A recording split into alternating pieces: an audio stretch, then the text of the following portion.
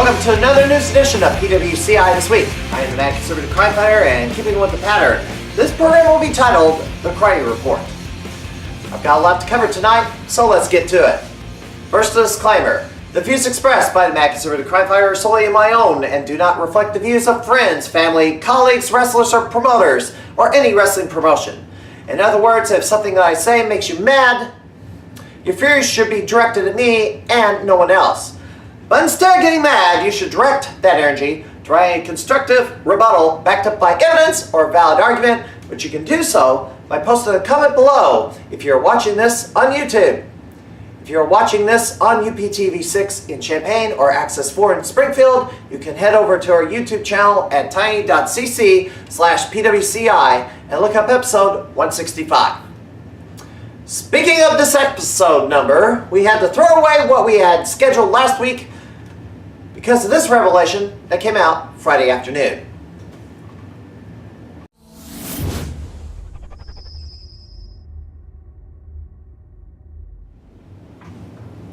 Shocking news came out that independent wrestler Jaden Roller was accused of having an explicit conversation with a 15-year-old special education student.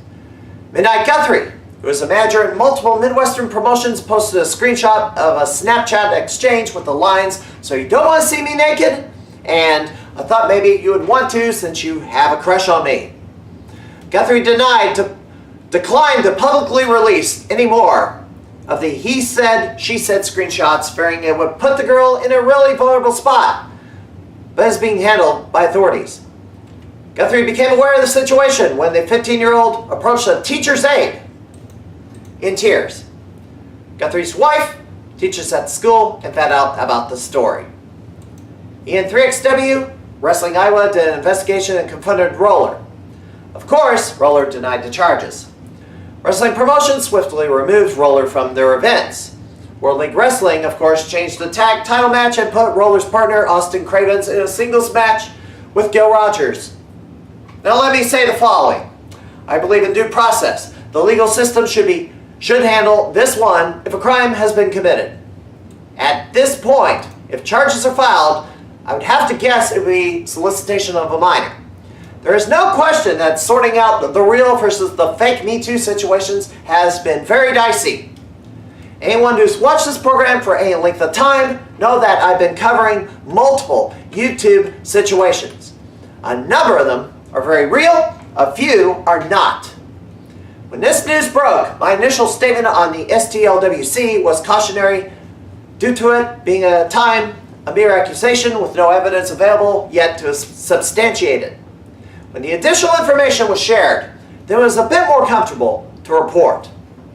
In a statement sent to Wrestling Authority Radio, Roller stated he is in contact with a lawyer, and as soon as everything comes out in the wash, he will let them know what went down. There is a feeling with the host of war that something is not adding up between the stories from the accuser and the accused in discussions with both parties, hence why the authorities should be handling the investigation and not social media. We shall share any new developments to come. There was more WLW news that came out prior to Nights of the Champions 4, which is now in the books.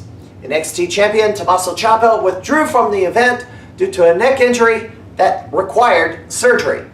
He'll be out of action from 6 to 12 months. The surgery was successful. Adam Cole ended up taking his place. Jack Gamble and Stacey O'Brien made declarations that they have wrestled their last match and are hanging up the boots, at least for now. In a Q&A session in Atlantic City, New Jersey, Ric Flair revealed that Harley Race was suffering from terminal lung cancer. David Marquez reported that Race's condition is not terminal and is receiving treatments, prompting Flair to issue a retraction. Harley Race seconded his son, Leland Race, in the NWA World title match against Nick Aldis, but Aldis retained his title.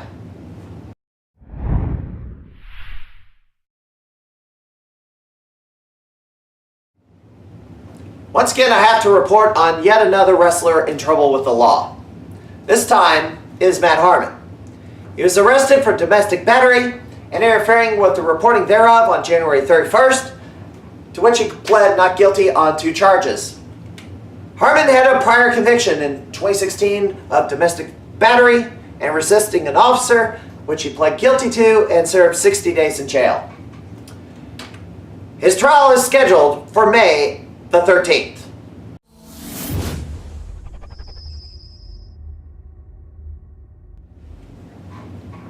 A personal message to someone who should know who they are. I warned you last year about putting on substandard wrestling events to where eventually someone is going to step in, and stop you from permanently poisoning the well. For all the promotional work and investment in appearances, all of that is completely squandered by so-called wrestlers who display poor mechanics, low skill, lack of ring gear, and/or sloppiness. And some of them appear to have never gotten actual training by someone who knows what they're doing. When you are putting on matches that get universally mocked on Butthurt Trashbaggers Network and World Famous Flea Market on a very frequent basis, not only are fans going to stop coming to your shows, they're going to stop coming to independent shows entirely and only spend their money on WWE events. And it's sad that you have no desire to drastically improve the in-ring product you present, which is way, way behind everyone else for all the work you put in promoting. Cause a promotion success depends on selling that second, third, and fourth ticket. If you cause people to leave before intermission, you have failed miserably. Sure, you got their money, but you won't get any more from them. And you're lashing out at everyone who dares go into a city that you only run a couple of times a year in, shows that you have no ounce of professionalism in you. Now, promotion has had very high standards for what professional wrestling actually is and established the gold standard for independent wrestling in the state of Illinois is One Dreamwave Wrestling that was run in Central Illinois as Pro Wrestling Hall of Famer Jay Repsol. He posted a graphic where a zombie arm shoots up out of the ground. Now that would be something more indicative than just changing the Facebook page back to the company logo after AAW left LaSalle. We'll see if JREP is serious about doing show number 102 soon enough. Coming up, sexual assault survivors call out Molly Woodward for misconduct against their friends, while a Nerd Corp writer claims Michael Elgin is still lying. We'll analyze after the break, but first, the weekend schedule. You are watching PWCI This Week. Get it!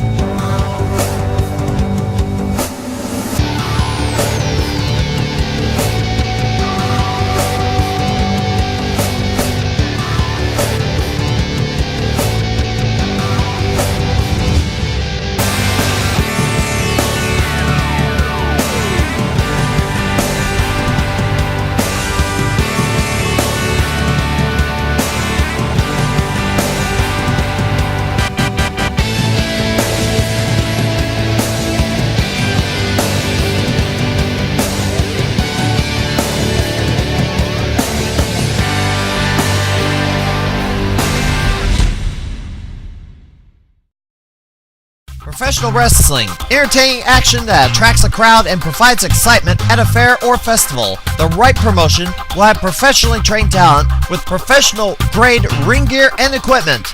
Fairgoers will want to see more of them and attend ticketed events in the area. Bring in the wrong promotion, not vetting their credentials, you could wind up with an embarrassing disaster. The talent may have no ring gear, little or no professional training, aren't family friendly, and perform so poorly you wish they'd return to the backyard they came from. Burned organizers won't chance bringing in pro wrestling ever again, shutting out legitimate promoters. And the fairgoers, if they want to see professional wrestling, will only go to WWE events. If you want live professional wrestling at your fair or festival, don't get burned. Check the credentials before you book. A public service announcement from the St. Louis wrestling community. Visit our website, stlwrestling.livejournal.com. The gal in Miss Miley, so like a ball. Yeah, gal in Miss Miley, so like a ball. Well, the never-ending saga of Elgin continues, and I got a big update here. The new information has been quite disturbing. First, I'll cover Woodward's most recent tweets. First, while acknowledging it may not get much traction, she decided to call out Joey Ryan about how he portrays himself in the ring, claiming there are victims out there, telling their stories about him, and he's not a good person. No specifics, supposedly to protect the victims, fearing retaliation from him. Wonder what Mrs. Ryan Laura James thinks about this. Would I be surprised Mo might be soon dealing with another angry wrestler's wife? Has she learned nothing after her experience with Sue Young? Or maybe she has dealt with her already. Second, Mo called out Simon Gotch. Simon Gotch is the former Ryan Drago coming out of World League Wrestling. Mo noted that Gotch buried Vinzo Amore in a scathing interview, calling him an awful human being, or a monster, for a rap song dissing a mentally unstable, drug-addicted woman. Enzo was fired from WWE after an accusation of him sexually assaulting someone surfaced, but the case ended up being completely dropped due to lack of evidence. She complained about Gotch wrestling on the same card as Michael Elgin at Blackcraft Wrestling in Canada, insinuating that Gotch has a double standard on criticizing sexual abusers in wrestling.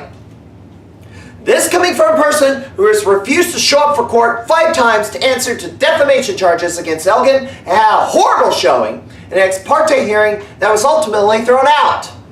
Elgin's legal team has filed a motion to strike and sanctions applied against Woodward for refusing to show up for court, meaning that she may soon be forced to appear in handcuffs. Well, Mo didn't stop there. Third, she called out nude photo leakers. Photos of Matt Riddle in the nude leak online, with Riddle saying stop looking for pictures of his privates. Of course, Molly had to chime in, slamming those who had complained about another lady wrestler's nude photos leaking online. That being Aussie wrestler Toni Storm, who went and enjoyed the nude photos of Matt Riddle. Actually said posting that for public consumption was a massive personal violation, where there were hordes of men calling Riddle a slut for having nudes, saying he deserved it, shouldn't have taken those photos to begin with, married man and all. So weird to be outraged at folks sharing viewing his nudes, but also be angry he has nudes to begin with.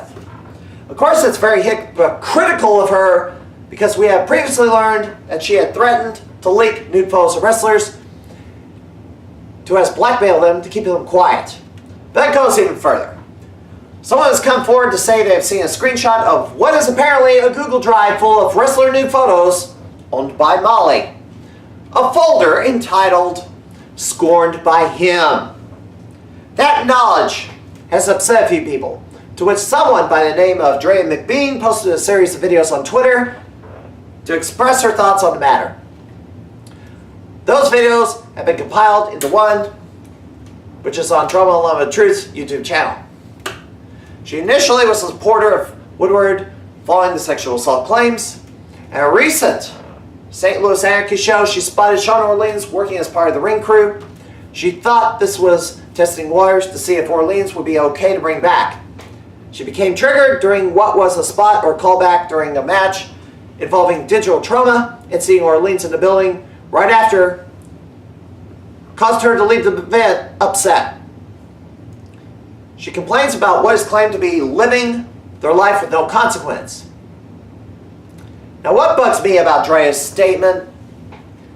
There's this insinuation that these accused men are all emotionless sociopaths who experience no mental trauma whatsoever. I don't know how a major disruption in someone's life would incur total and complete indifference as if nothing had happened. I just wonder how you can think something like that. So she goes on to acknowledge that the accused aren't demons all the time and the victims aren't saints all the time. A victim can be a perpetrator of abuse. Drea became furious when a close friend of hers called out Woodward for being a predator.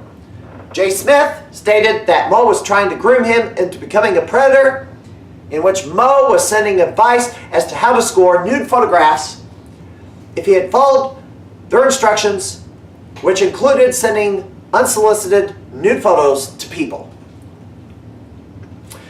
Drea called it sexual harassment, and telling others to do it too was contributing to sexual degradation. Gee, that sounds familiar. Mo once claimed every nude photo she sent was definitely asked for, even though that wasn't the case. Dre also stated a few wrestlers she had combos with recently that they have had to create a policy on private messaging with other women due to their prior problems with Molly. Drea also noted hearsay where a female wrestler claimed Mo had a Google Drive of nude photos unsolicited from wrestlers, as we mentioned earlier. Because of this, a number of wrestlers are afraid to speak out about Mo's conduct in fear of nude photo leaks and future booking potential. Dre, in a message to Mo based on information from 9 different people, she tells Mo she needs to end this horrible behavior where her actions are that of a predator, a manipulator, and dangerous. She's heartbroken, but will not tolerate anymore. She has a lot more to say, and I encourage you to watch the videos on the links posted on our YouTube link to this program. Now there's still more bizarre stuff from Mo. More documentation was acquired via a Freedom of Information request. This time, it was a police report from July that Molly Woodward filed against 20 Twitter handles for various forms of harassment, including one that represents Variety Magazine. Variety Magazine? What does this publication have to do with this matter? I've not seen any communications between that publication and Woodward. Now, I recognize some of the other names, but there are a few that I have no idea who they are. In the interview with the police, she became hysterical when asked, why doesn't she shut down and create a new Twitter account? God preserve her status as an internet celebrity, you know. The funny thing is, about this police report, is that she goes to the police over Twitter, but won't go to the police over the alleged sexual assaults. Apparently the mean tweets are a more serious crime to go to the police for. Some of the accused in the police report have contacted the Warren County Police Department to discuss the matter. One other thing that was uncovered recently that may partially explain Woodward's behavioral issues, a U.S. News and World Report article that was found for 2014 discussing electroconvulsive therapy. Who was the featured patient? You guessed it. Molly underwent shock treatment to deal with severe bipolar disorder at 21. Symptoms including frequent, intense mood swings that range from dizzying heights, aka mania, to deep sadness, along with periods where she felt euphoric, agitated, and sad all at once. She also battled severe anxiety and attention deficit hyperactivity disorder and self-medicated with illicit drugs. However, the therapy caused short-term memory loss, nausea, exhaustion, and frequent headaches. While the American Psychiatric Association says there's no evidence of brain damage from the procedure, vocal opponents disagree, saying memory loss can reach back years, and the treatment is as effective as a placebo. Bottom line, her brain is fried. Now, I've repeatedly complained about how awful the news media has been in covering stories and their laziness and fact-checking. So I am going to call out another media outlet and a particular so-called reporter. This would be Chad Porto, who wrote a piece claiming to be 100% on Elgin's guilt and relies heavily on a Kevin Steen shoot interview as proof, even though these are 2 completely separate incidents over 10 years apart. The first paragraph states that he bases everything from interviews and testimony from Elgin. Keep that in mind because that will become more important later. Mr. Porto amazingly admits up front, which is unlike most other biased journalists, that he doesn't source or reference anything outside of Elgin himself. Now keep that in mind also. He also makes a contradiction on Woodward. He neither believes or disbelieves her, and the accusations, until proven otherwise, are both true and false. In other words, Porto admits he does trust, but is not going to verify the story. Once you get past the so-called qualifiers that I'm not accepting as valid, he states Elgin discredited Woodward when she tried to out Sean Orleans and that he was protecting him. Mr. Porto apparently has not read any of the statements Woodward made in the questions she had to answer in the legal filing she was required to answer, and signed under penalty of perjury, and all the text message exchanges between the parties where she was told repeatedly to file a police report, only for her to say that she didn't really want him to go to jail. Then Mr. Porto references the comments about Jeff Cobb and to look for other more minor details exposing Elgin's less than impressive attributes. In other words, he tells you to do your own research but can't be bothered to do it himself. And then he goes to the infamous golden shower story told on the Kevin Steen show, now known as the Owens, with Michael Elgin. Now, I'm not going to defend the behavior that he and his friends engaged in that night. They aren't perfect people, and they did some dumb things over their lifespans. But if you're going to push a rape case, I'm going to have to look at this from a legal perspective. He lists 7 bullet points that state Elgin committed rape in Canada in 2006. After reading the transcript, which is out there, Porto makes the assumption that the women never consented to any of the acts apart from the golden showers. Also, these women, we don't believe, called police to press charges or filed a police report. Folks were intoxicated, not exercising the best judgment, including some of the women. As for the golden showers, I previously reported the following on a prior episode. Another anonymous email, in which the author identifies himself as Canadian wrestler Otis Idol, testified that it was he and not Michael Elgin who did the golden showers on one of the girls in the hotel, and the stories was very over-dramatized. He does admit realizing how dumb and idiotic some of the things he did as a young man truly were. So tell me why someone would step up to take credit for a vile act. This is one of those other more minor details, Mr. Porto.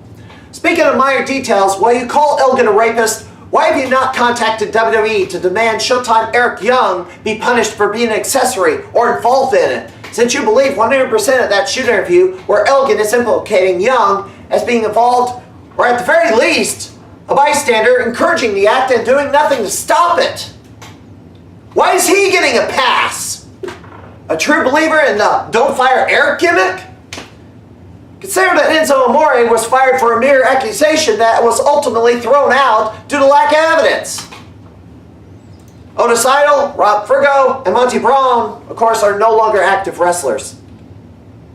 Porto complains that this interview is relevant because Molly Woodward filed a restraining order against Elgin, claiming he was harassing her through social media, either through surrogates or imposter accounts. As I mentioned earlier, of course, I was thrown out. And while choosing to listen to the shoot interview, he deliberately blew off the post-court interview drama llama of truth conducted with Elgin, choosing to pay more attention to Woodward's misleading statement, heavily downplaying her loss in court. Elgin's statement, until a court transcript is secured and posted, provided a lot more context on what went on in that courtroom that Porto decided was irrelevant. We had reached out to Molly's lawyer on the ex parte hearing, but she did not respond. He goes back to the golden shower story, posting text from Elgin, clarifying comments he made in a shoot interview. Porto proceeds to make errors in reporting, using screenshots of an email forwarded to him from a third party whom he describes as a zealot. He attempts to prove Elgin is lying. He says Elgin adds a random third girl into the story. I read the transcript from byslam.net. He said the wife, her cousin, and her friend. So that's 3. He complains about names being suspiciously omitted. However, that's kind of irrelevant, considering we already know the names involved. As I mentioned earlier, Otis Idle, in an email to Drama Llama, takes responsibility for the golden showers. He said, Elgin Porto contradicted himself, saying sex lives should be private, yet in the video in question, this isn't the first story he told and bragged about tweeting out sex facts in more than one interview. I note Porto disregards Elgin's admission of immaturity to talk about the story and regrets ever talking about it. Porto wraps up the column saying, because of the forwarded email, that the several-year-old video is enough to prove Woodward's restraining order should have been granted and strongly disagrees with the judge. And the video proves Elgin covered up Sean Orlean's alleged assault on Woodward. Porto contends this video alone overwhelmingly proves Woodward's case, despite all evidence to the contrary. Mr. Porto, you would not even last a week in law school. No judge in the country would accept that argument. This is why you're a freelance writer on a website instead of an attorney. Mr. Porto, your article reeks of deception by omission, where it was composed of cherry-picked facts to push an agenda. If you are going to be claimed to be any kind of journalist, if you want to be seen as reliable or credible, you absolutely cannot pick and choose what facts to report and ignore others that undercut your narrative. That's exactly what you did. And frankly, I shouldn't believe anything else you write, because I cannot trust you are giving me the full story on anything. And since you're the co-founder of this Nerd Corp site and handle most of the writing, do you want to be seen as the same level as the supermarket tabloid? You might want to think about that, Mr. Porto, and stop trying to deflect valid criticism. Your attitude also comes off as arrogant and pompous too. Considering that you've shown to refuse to look at different evidence, despite claiming in your column a desire to see it. Bloody obvious your mind is made up. Since you seem to think the Elgin video, which isn't at all related to this lawsuit, is enough to save Molly from certain defeat in court, I invite you to pack your bags, drive down to St. Louis, and serve as Woodward's legal representation. Or are you afraid of being exposed as a clueless, incompetent boob when you are floundering around trying to explain multiple holes and contradictions in Molly's story? I know the answer. We shall keep following this case for more developments. If you have questions or comments about this episode, post a comment below on this YouTube link below. We may read these on a future episode of the program. Well, that will do it for another episode of PWCI this week. Next time we'll interview two up-and-comers in the Midwest, the rookies, Charlie Krull and Dan Liplock. That's next week, but until then, I'm the conservative crime fighter, and the spin is making me dizzy.